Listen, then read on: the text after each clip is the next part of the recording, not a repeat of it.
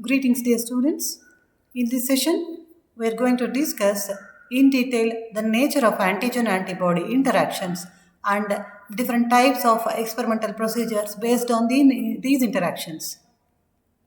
In the previous sessions, we have discussed about the structure of antibodies, the nature of antigens, the occurrence of blood groups, and the significance of these blood groups. The interaction between an antigen and an antibody occurs due to the occurrence of different types of non-covalent interactions, which include hydrogen bonds, ionic bonds, hydrophobic interactions, and van der Waals interactions. These interactions occur between the amino acids present in the paratope of the antibody and the epitope of the antigen. I hope you can recall paratope is the antigen binding site of an antibody and epitope is the antibody binding site of an antigen. As the number of these interactions and their strength increases, the strength of interaction between the antigen and the antibody increases, which in turn is said to be a higher level of complementarity between the antigen and the antibody. The strength of all these interactions put together between one binding site on the antibody and one on the antigen is termed as antibody affinity. Affinity is a quantitative measure which represents the binding strength between one paratope and one epitope. Generally, the paratope on the antibody and the epitope on the antigen spread across a stretch of around 15 amino acids. Within these 15 amino acids, again, it is almost a limited number of 5 amino acids that show this type of interactions. Avidity is another functional measure of the strength of interaction between an antigen and the complementary antibody. Avidity represents the combined strength of all the binding sites on a multivalent antigen and a multivalent antibody. For example, IgM isotype of antibodies has a higher avidity when compared to the IgG isotype of antibody for the same epitope. As such, for many practical purposes, avidity is a more significant value than affinity. Even if affinity is less between an antigen and antibody, if the avidity is high, the strength of interaction can be balanced. Another important concept with respect to the antigen antibody interactions is specificity and cross reactivity. As we all know, antibodies are unique in their property that they can bind specifically to complementary antigens. Specificity measures the degree to which the immune system interacts the immune system differentiates between different antigens.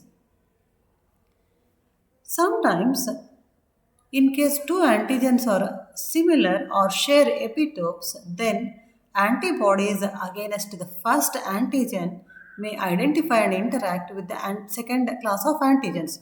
This is called as cross reactivity. Cross reactivity occurs in case of similar or identical antigens. Cross reactivity is in fact a measure of the extent to which the different antigens appear similar to the immune system. Another important concept with respect to the antigen antibody interactions is the concept of equivalence. Antigen antibody interactions lead to cross linking of these molecules, forming lattices. These lattices can lead to formation of visible precipitates or agglutinates depending on the nature of the antigen, that is, soluble or particulate antigens. As such, we can say that precipitation occurs in the presence of antigen and antibody in solution in equivalent concentrations. In this picture, we can see the different conditions of or proportions of antigen and antibody.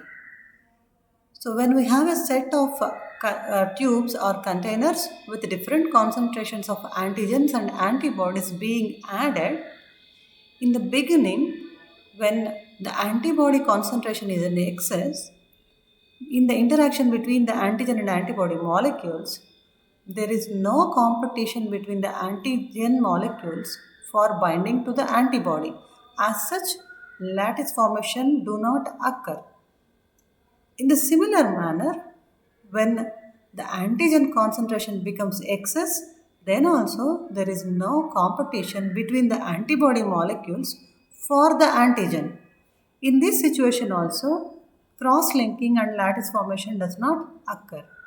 But in between these two, at a point where the concentration of antigen and the antibody are in such a manner that the interaction between these two leads to cross-linking and lattice formation, then occurs precipitation or agglutination. These concentrations or the range of concentrations at which visible precipitation or agglutination can occur are termed as the zone of equivalence. The amount of precipitate formed is proportional to the amount of antigen or antibody in the sample within the zone of equivalence. As such, a standard curve can be developed using known concentrations of antigens and antibodies, and using this, the concentration of antigen or antibody in an unknown or test sample can be determined. Based on all these concepts of antigen antibody interactions, there have been several procedures designed and developed for application in various fields of biology, including medicine, physiology, and other areas. All these experimental procedures can be categorized into broadly agglutination reactions, precipitation reactions, and labeled antibody techniques. Agglutination reactions are those that occur between antibodies and complementary particulate antigens. Particulate antigens may be cell bound antigens or carrier particle bound antigens. Precipitation reactions are those that occur between antibodies and soluble or free antigens. There are many procedures where antibodies are attached with a kind of label to facilitate detection and quantification of the antibodies or antigens. All such techniques are categorized as labeled antibody techniques. Agglutination reactions are of different types based on the nature of the antibodies and the antigens involved. The most important being heme agglutination, bacterial agglutination, agglutination inhibition, and passive agglutination. Interaction between an antibody and a complementary particulate antigen resulting in visible clumping is termed as agglutination. Heme agglutination is exemplified by two common processes, namely blood grouping and the Coombs test. Blood grouping is a general procedure, routine procedure that is done to identify the type of blood of given individuals. In this, the blood samples containing RBC are mixed with specific antibodies against the blood group antigens A and B as well as the RH antigens. So, if these antibodies find complementary antigens on the surface of these RBC, they undergo clumping or agglutination. This indicates a positive reaction. For example, if the blood is of type A and the antibody is also of type A, then it leads to agglutination. In case this antibody is replaced by type B antiserum, that is antibody B, then agglutination does not happen. For an AB positive individual, all the three antisera, that is antiserum A, B and RH antisera, give agglutination. So this is how heme agglutination is used in regular blood typing. Bacterial agglutination is a procedure generally used to detect different types of fevers, bacterial fevers. For example, typhoid. Typhoid is detected using the IgM isotype antibodies against the Salmonella antigens. So when these antibodies, the IgM type isotype of antibodies against the Salmonella antigens are mixed with patient's serum suspected to be affected by salmonella, then if agglutination occurs, then it is considered to be a positive for typhoid. And in the absence of agglutination, it is confirmed to be negative for typhoid. Passive agglutination is another important type of agglutination reactions which is done to facilitate identification of special antigens as well as antibodies.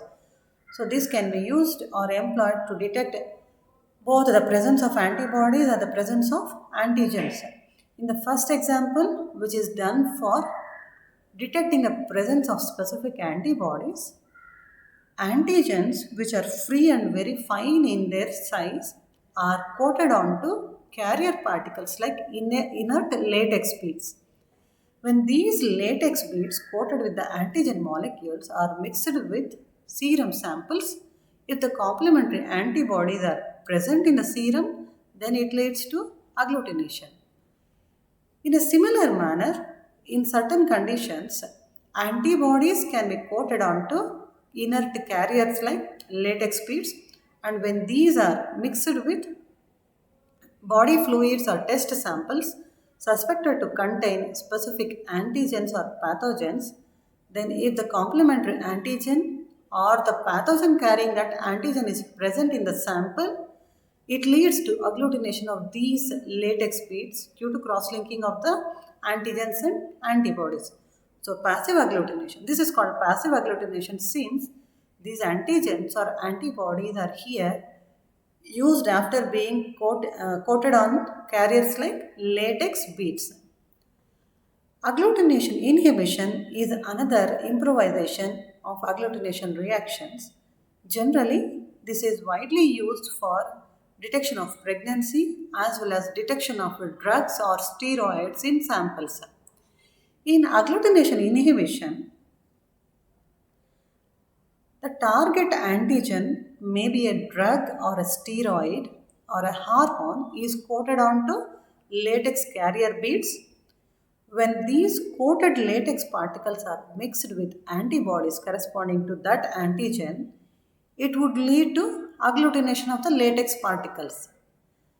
When the same reaction is done in the presence of samples containing the same antigen in free state, so this is the drug or steroid or hormone which is present in the sample and in a soluble state, in such a condition, agglutination of the latex particles does not occur since the antibody freely binds to the free or soluble antigen rather than to the latex beads. So the competition for binding to the antibody between these two types of antigens, that is free drug molecules and the coated drug molecules, prevents agglutination or inhibits agglutination. As such, this is called as agglutination inhibition. This can be explained like this.